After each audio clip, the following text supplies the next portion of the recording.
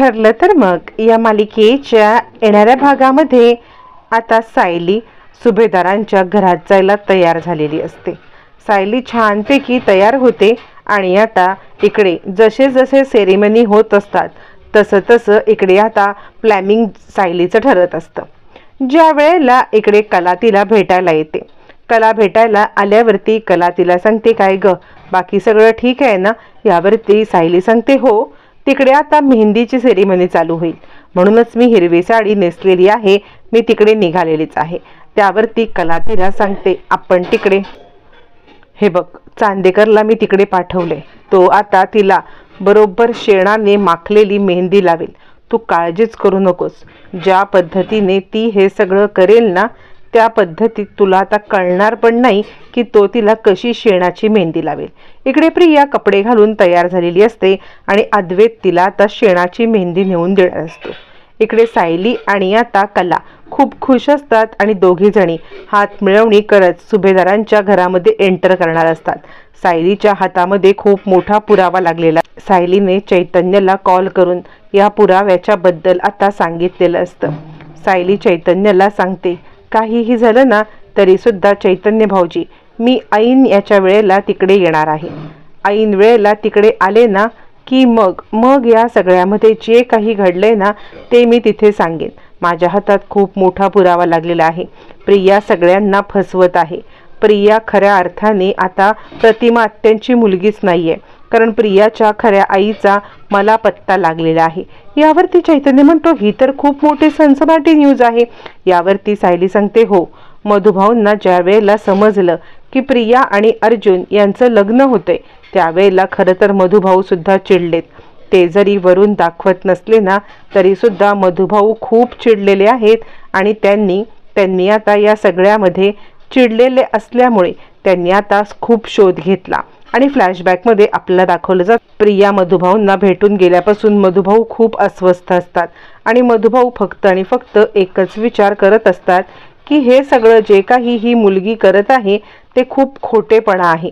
ह्या मुलीने आता अर्जुन सरांसोबत लग्न केलं तर इकडे आपल्याला खूप मोठं कठीण जाईल, कारण या सगळ्यामध्ये जर का ही आता सायली त्याच्यावरती मनापासून प्रेम करते, आपण कितीही विरोध करतोय तरी सुद्धा ही मनापासून प्रेम करते आहे आणि जर आपण या प्रेमालाच विरोध केला तर गोष्टी खूप कठीण होतील आणि आता सायली या सगळ्यामध्ये उदास होईल।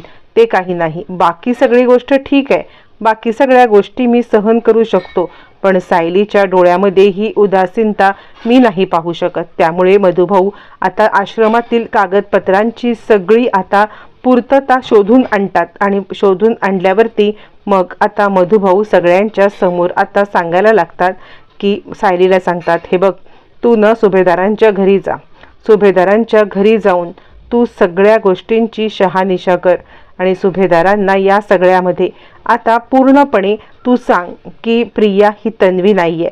यावरती सायली म्हणते, मधुभाऊ मी खोटं का बोलू? मधुभाऊ म्हणतात, तुला कोण बोललं तू खोटं बोल म्हणून?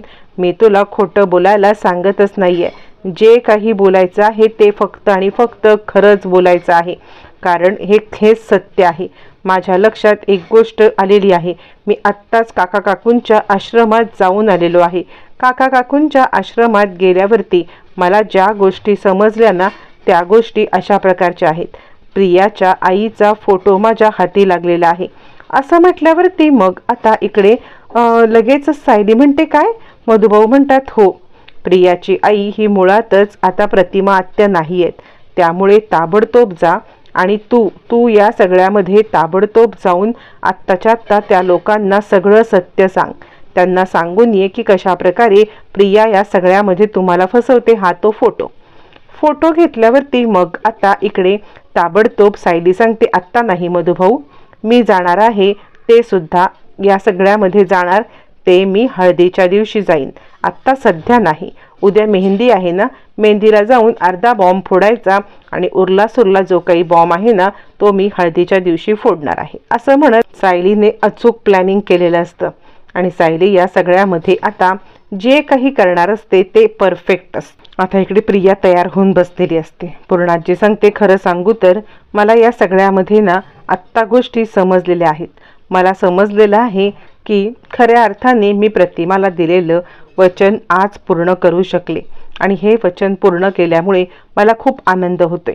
यावरती प्रिया नाटक करत आता बोलायला लागते, खरं सांगू का पूर्णाजी, तर मला सुद्धा खूप आनंद झालाय, कारण मी आज न सुभेदारांची सून बनत आहे।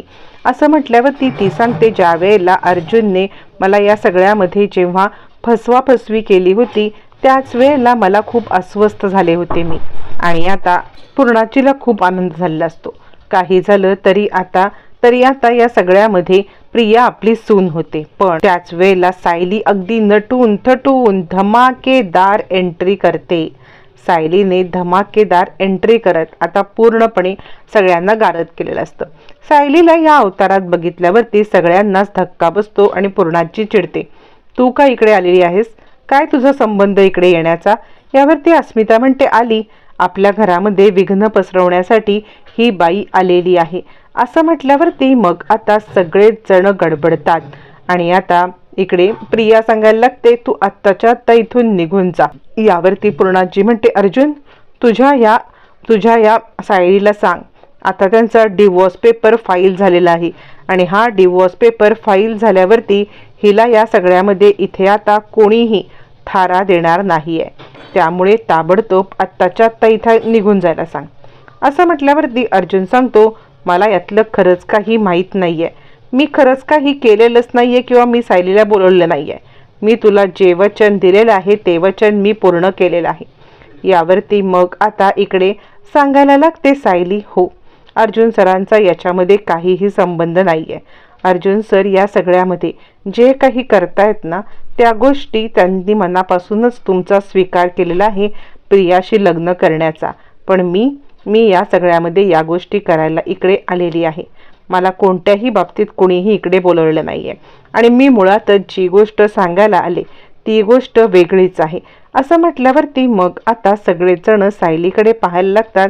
सायली पूर्णाजींच्या पायाशी बसते, पूर्णाजी मी निघून जाणार आहे, मी लग्नामध्ये कोणताही अडथळा आणायला आलेली नाहीये, पण मला तुम्हाला फक्त आणि फक्त इतकंच सांगायचं आहे की काहीही झालं तरी सुद्धा या सगळ्यामध्ये जे काही घडतंय ना त्या गोष्टी विचित्र पद्धतीच्या आहेत।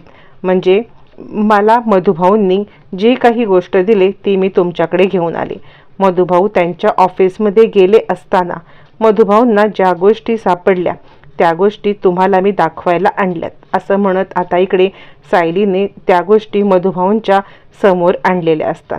समोर गोष्टी आणल्यावरती ती सांगायला लागते, हे बघा, हे आहे प्रियाच्या आईचा फोटो, प्रियाच्या आईचा फोटो आमच्या रेकॉर्डमधला हा आहे। जर ही प्रिया तुमच्याशी इतकं खोटं बोलती आहे आणि या सगळ्यामध्ये आपल्या सगळ्यांना अडकवण्याचा प्रयत्न करते आहे तर तुम्ही एक गोष्ट लक्षात घ्या, काहीही झालं तरी ही प्रिया जर आपल्याशी खोटं बोलते तर ती अजून किती गोष्टी खोटं बोलू शकेल ह्या तुम्हाला माहिती नाहीयेत। असं म्हटल्यावरती मग आता पूर्णाजी म्हणते, काय बोलतेस तू?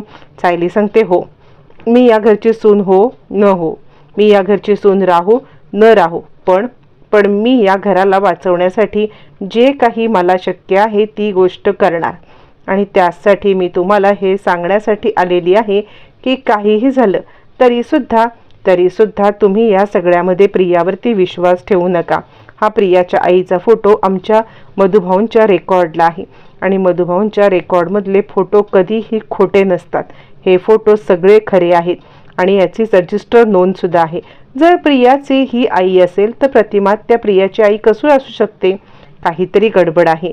प्रियाच्या रेकॉर्डनुसार प्रियाच्या या सगळ्या गोष्टींमध्ये खूप मोठी तफावत आहे आणि हेच सांगण्यासाठी मी आज इथे आले। तुम्हाला जरी वाटत असेल की काहीही झालं तरी सुद्धा तुम्ही या सगळ्यामध्ये याची शहानिशा करा आणि मगच प्रियावरती विश्वास ठेवा, असं म्हणत चैतन्य सुद्धा तिकडे येतो। चैतन्य म्हणतो, मी हेच सांगण्याचा पूर्णाची तुला प्रयत्न करत होतो, मला ऑलरेडी या गोष्टी मधुभाऊंनी आणून दिलेल्या आहेत, हे बघ सगळे रेकॉर्ड। असं म्हणत प्रियाचे सगळे रेकॉर्ड आता पूर्णाईच्या समोर सादर केले जातात आणि पूर्णाईच्या समोर रेकॉर्ड आल्यावरती प्रियाला या सगळ्यामध्ये पूर्णपणे नेस्तनाबूत झालेली असते। यावरती प्रिया विचार करते, नाही, या सायलीला जर का आता मला हरवायचं असेल तर मला ही गोष्ट करून चालणारच नाही, मला या सगळ्यामध्ये हे सांगायलाच पाहिजे की ही सायली खोटं बोलते.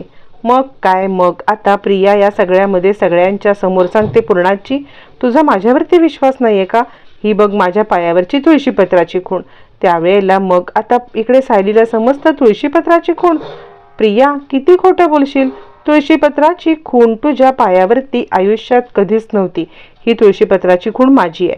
आता प्रिया म्हणते, बघितलंस पूर्णाची, आता दुसरं खोटं ती बोलायला लागली. पूर्णाचीला काहीच गोष्टी कळत नाही. सायली आपल्या पायावरची तुळशीपत्राची खूण दाखवते. सायलीने खूण दाखवल्यावरती सगळ्यांना जबरदस्त धक्काच बसलेला असतो. आता एक एक करत प्रियाचं सगळं भांडं सायलीने समोर आणलंय. प्रियाच्या आईचा जुना फोटो ज्या वेळेला सायलीने समोर आणलाय, आता सुभेदार हजरलेले आहेत. पूर्णाजी म्हणते, हे काय आहे?